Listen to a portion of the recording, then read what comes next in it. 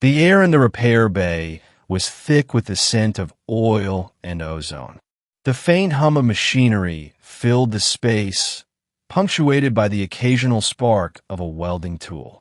Kaela, a Zynthian engineer, sat slumped on a workbench, her four mechanical arms hanging limply at her sides. Two of them had stopped responding entirely, and the other two were glitching, their servos whining as they twitched erratically. She stared at the malfunctioning limbs, her bioluminescent skin flickering with frustration. "Another dead end," she muttered, her voice tinged with despair. Kaela was one of the best engineers on the Interstellar station Elysium 7, a hub for traders, explorers, and refugees from across the galaxy. But even her expertise couldn't fix the advanced prosthetics that had been integrated into her body. The technology was beyond her understanding, a gift from a long-lost civilization, now failing piece by piece. She had tried everything, recalibrating the neural interfaces, replacing the power cells, even consulting the station's AI. But the prosthetics were too advanced, their design too alien. Without them, she was crippled. Zynthians relied on their multiple limbs for everything: work, communication, even emotional expression. Losing them was like losing a part of her soul. "Maybe it's time to give up," she whispered, her luminescent skin dimming to a dull gray.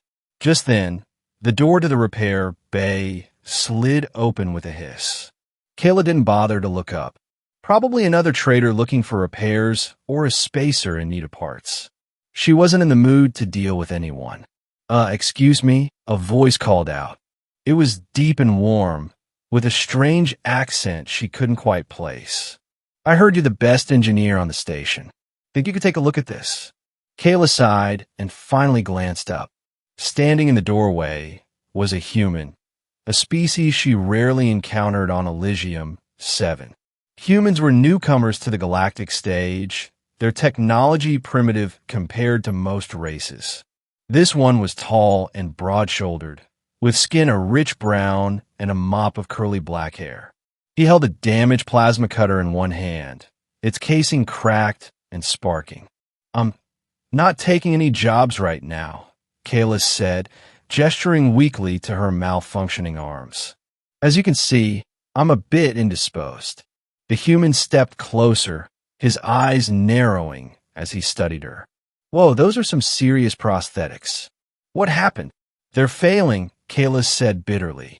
"And I can't fix them." "No one can." The human set the plasma cutter down on the workbench and leaned in, examining her arms with a critical eye. "Mind if I take a look?" Kaela blinked, her luminescent skin flickering in surprise. "You? A human? What could you possibly do that I haven't already tried?" The human grinned, revealing a set of perfectly white teeth. "Name's Jax, and I might not know much about alien tech, but I've got a knack for fixing things. Besides, what have you got to lose?" Kaela hesitated. She had nothing to lose, and yet trusting a human with her most precious technology felt like a gamble. Still, there was something about Jax, a confidence, a determination, that made her pause. "Fine," she said at last. "But if you break them any further, you'll what?" Jax teased. "Slap me with one of your malfunctioning arms." Kaela couldn't help but laugh, her skin glowing a faint blue. "Just be careful." Jax worked tirelessly, his hands moving with a precision that belied his species' reputation for clumsiness. He asked questions, lots of them, about the prosthetics design, their power source, and how they interfaced with Kaela's nervous system. At first, she answered reluctantly, skeptical of his ability to understand. But as the hours passed, she found herself impressed by his ingenuity. "So, if I'm understanding this right," Jax said, holding up a disassembled servo, "the problem isn't the hardware. It's the software. The neural interface is trying to process too much data at once, and it's overloading the system." Kaela frowned. "But I've already tried recalibrating the interface. It didn't work. Yeah, because you were trying to fix it from the outside. Jack said, what if we bypass the interface entirely and reroute the signals through a secondary processor? Kaela's skin flickered with interest. That might actually work, but it would require rewriting the entire control algorithm. Jax grinned. Good thing I brought my multi-tool. It took hours, days, even, but together Kaela and Jax managed to rebuild the neural interface from the ground up. Jax's human ingenuity complemented Kaela's technical expertise, and slowly but surely, the prosthetics began to come back to life. When they finally powered up the system for the first time, Kaela held her breath. Her arms twitched, then moved smoothly, their servos humming with renewed energy.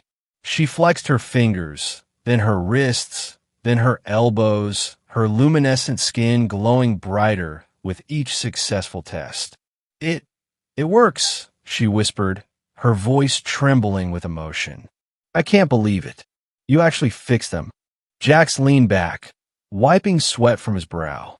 Told you I had a knack for fixing things. Kaela turned to him, her skin pulsing with gratitude. Thank you, Jax. I don't know how to repay you. Jax shrugged. How about you take a look at that plasma cutter for me? I've got a job coming up, and I'll need it in working order. Kaela laughed, the sound like the chiming of bells. Consider it done. As the days turned into weeks, Kaela and Jax became an inseparable team. Word of their partnership spread across the station, and soon they were the go-to duo for any repair job, no matter how difficult. Kaela's prosthetics worked better than ever, thanks to Jax's modifications, and she found herself growing fond of the human's quirky sense of humor and relentless optimism. One evening, as they sat in the repair bay, sharing a meal of synthesized protein and what Jax called space jerky, Kaela turned to him with a question that had been nagging at her. Jax, why did you help me? You didn't even know me, and yet you went out of your way to fix my prosthetics. What? Jax chewed thoughtfully for a moment, then smiled. Back on Earth, we've got a saying. If you see someone struggling, you lend a hand. It's just what humans do. We're not the strongest or the smartest species out there, but we've got heart. And sometimes that's enough. Kaela's skin glowed a soft, warm blue. Well, I'm glad you're here, Jax. You've changed my life. Jax chuckled. And you've changed mine. Who knew a Zynthian and a human could make such a good team? In the end, it wasn't just Kaela's prosthetics that had been repaired. It was her faith in others, her belief that even in a vast and often uncaring universe, there were still those who would step up to help. And as she looked at Jax, his face lit up by the glow of her skin, she knew that she had found something truly special. Together, they were unstoppable,